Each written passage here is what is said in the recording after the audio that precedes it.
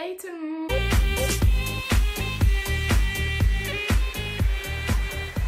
Bienvenue dans une nouvelle vidéo. Aujourd'hui on se trouve pour une story time. Nous sommes en compagnie de Maïka, je sais pas si vous la voyez, la petite boule noire qui est juste ici. Du coup aujourd'hui on va aborder un sujet qui me tient énormément à cœur. C'est vrai que au début de ma chaîne, quand j'ai commencé YouTube, je me suis dit est-ce que je vais parler de ce sujet là. J'ai beaucoup posé la question à mon entourage. Au début on m'avait dit non ça sert à rien que tu parles de ça, enfin ça va trop tomber dessus et ça va pas non plus t'apporter énormément. Et puis au final c'est vrai que de plus en plus maintenant sur les réseaux sociaux je vois de plus en plus de personnes qui ont des problèmes avec ça. Je vais vous expliquer on va dire tout au long de la vidéo qu'est-ce qui s'est passé, voilà.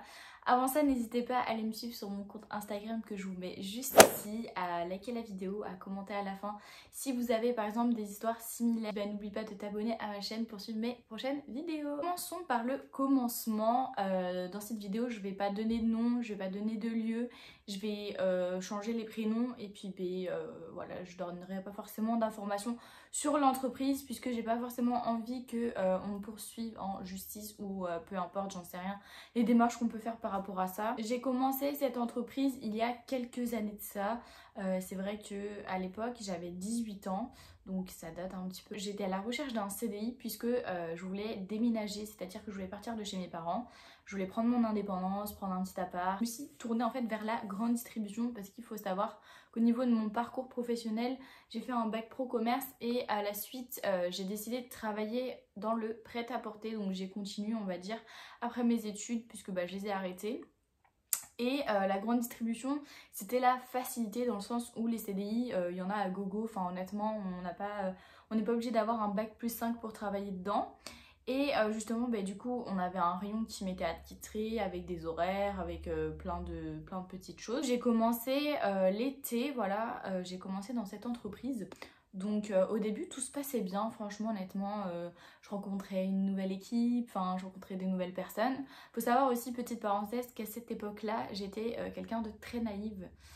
J'étais quelqu'un de très naïve, trop gentil aussi, qui racontait beaucoup sa vie, énormément, puisque faut savoir que j'ai sorti une vidéo dernièrement sur le harcèlement scolaire et je pense que ça vient de là. Je pense que j'ai voulu que les gens soient amis avec moi, que tout se passe bien. En fait, j'aime pas forcément la négativité dans les relations amicales, professionnelles, peu importe. Et du coup, je voulais faire en sorte que tout le monde m'aime bien, je voulais faire en sorte que tout se passe bien. Par la suite, comme je vous ai dit, ça se passait bien. Voilà, on avait des horaires quand même assez normal, enfin genre 5h midi, enfin honnêtement ça allait. C'est vrai que j'ai dû m'adapter à ces horaires là, la fatigue aussi parce que quand on passe par exemple d'un 9h à 19h et d'un 5h à midi, c'est vrai que ça change énormément. Se lever super tôt, maintenant j'ai pris la routine. C'est vrai que le matin quand on se réveille on est fatigué, mais ensuite on prend la routine comme je vous le disais. Donc tout se passait bien. Et puis il a commencé à avoir des problèmes quand le directeur a changé, c'est-à-dire que le directeur est parti dans un autre magasin. Ils ont décidé de mettre un responsable, enfin un directeur à la place qui avait des affinités plus avec ma responsable à moi. Et c'est-à-dire que le calvaire a commencé. Il faut savoir que au niveau de notre équipe, on était une équipe qui était énormément soudée, vraiment énormément soudée. Il y en avait qui avaient pas la langue dans leur poche et franchement honnêtement je sais pas comment ils ont fait parce qu'il faut savoir que moi du coup comme je vous disais j'étais très naïve, donc en fait je disais pas forcément ce que je pensais. Que d'un côté on se protégeait les uns les autres. Ça n'a pas plu à la direction. Dans un premier temps, les personnes qui étaient dans mon équipe c'était des personnes qui travaillaient très bien. On n'avait aucun problème avec la marchandise, avec les DLC, avec plein de choses. On n'avait vraiment pas de soucis sur ça. En fait c'était plus au niveau de la direction qui nous posait problème. Et par exemple pour vous dire, il y a des fois où on nous faisait partir plus tôt et au final en fait on se retrouvait en négatif sur nos horaires, enfin sur notre compteur d'heures plutôt.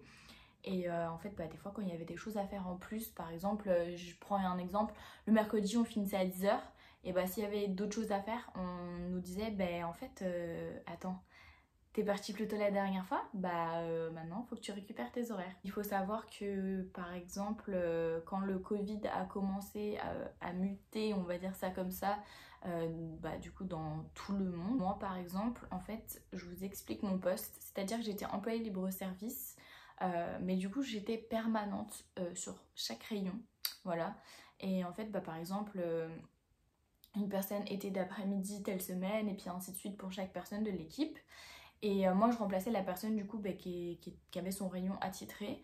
Et faut savoir que pendant le Covid, donc je pense que vous vous rappelez de cette période qui a été énormément compliquée pour nous tous. On devait justement travailler du soir, c'est-à-dire commencer vers 18 h il me semble, et finir vers 23 h minuit en horaire comme ça, puisque bah, comme ça nous permettait de ne pas voir les clients et bah, de remplir normalement les produits en rayon. Sauf que ils ont changé de méthode au bout de 2 jours. Et pendant 2 semaines, ils m'ont mis de l'après-midi. Donc c'est-à-dire que les horaires d'après-midi, c'était par exemple du 5 h 16 h, du 14 h 18 h. Enfin peu importe, je ne vais pas vous dire non plus toute la semaine quels horaires c'était. Mais à peu près ces horaires-là. Et bah, comme vous le savez, au tout début on n'avait pas de masque, bah, y avait du gel hydroalcoolique et encore ça commençait à sortir un peu plus dans les magasins, mais c'était quand même compliqué.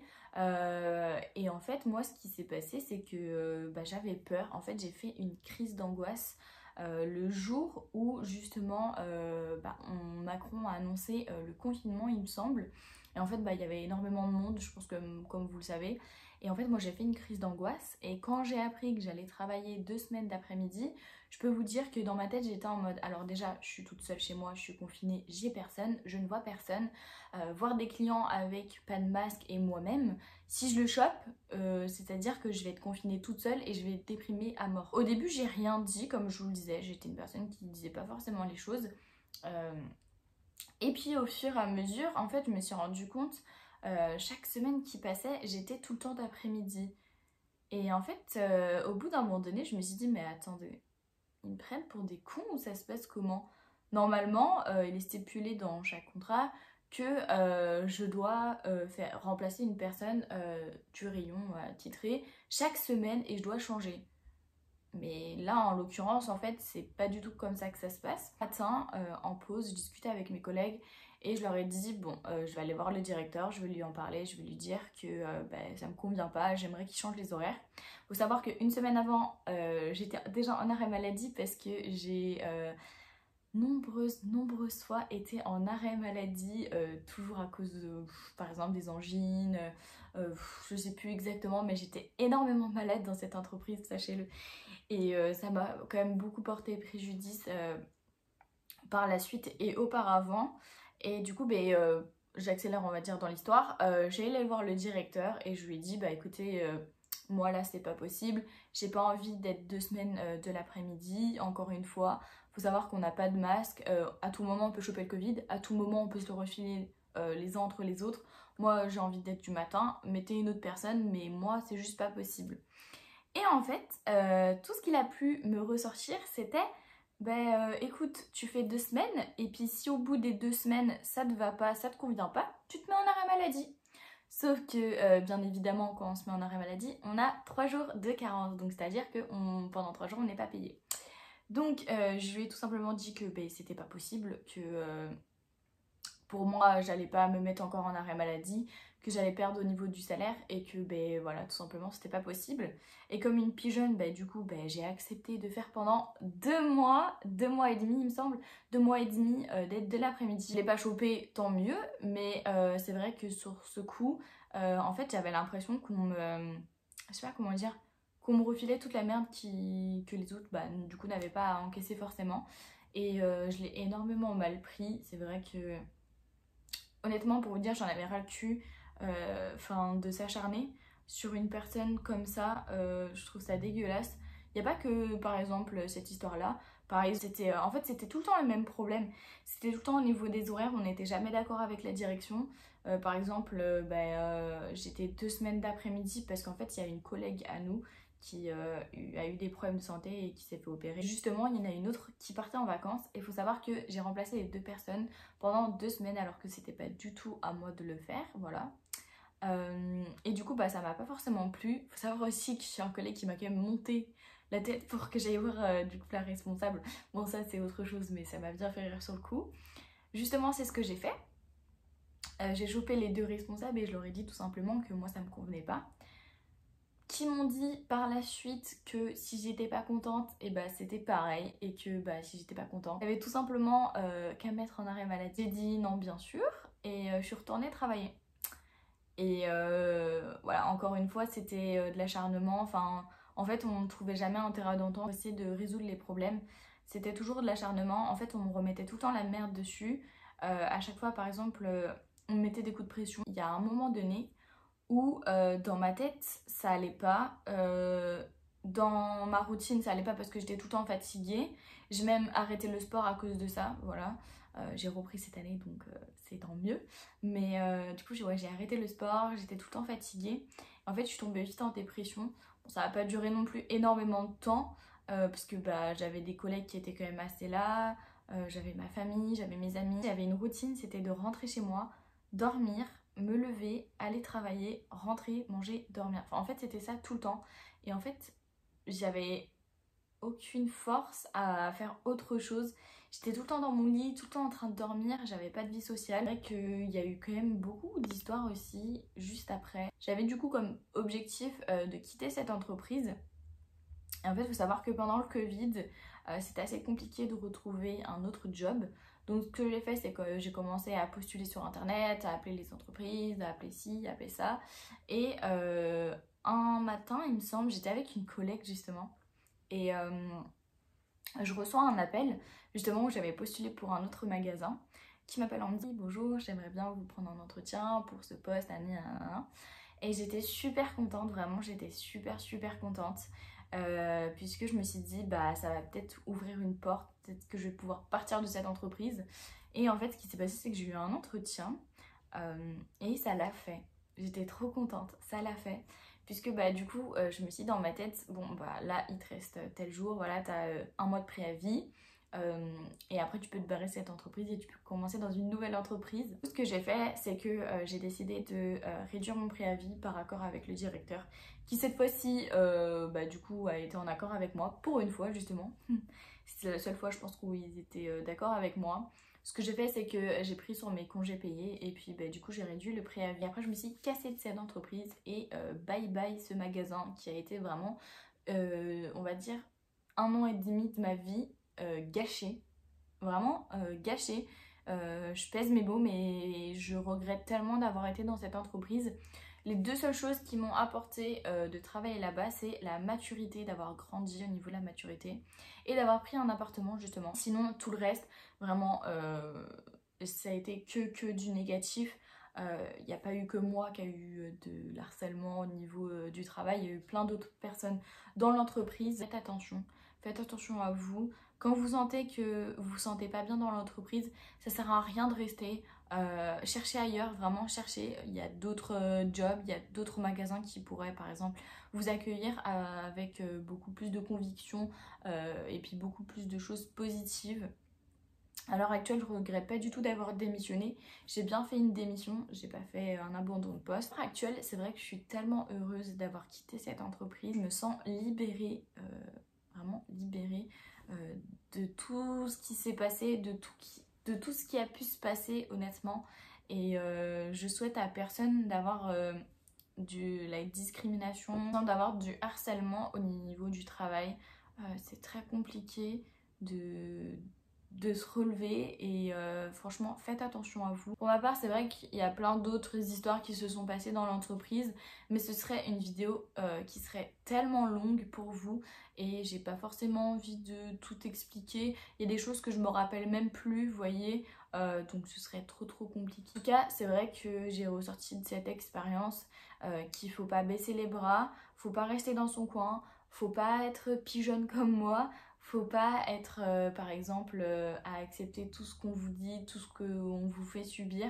Clairement c'est vrai que je me suis rendu compte au fur et à mesure qu'on a voulu me dégager de ce magasin.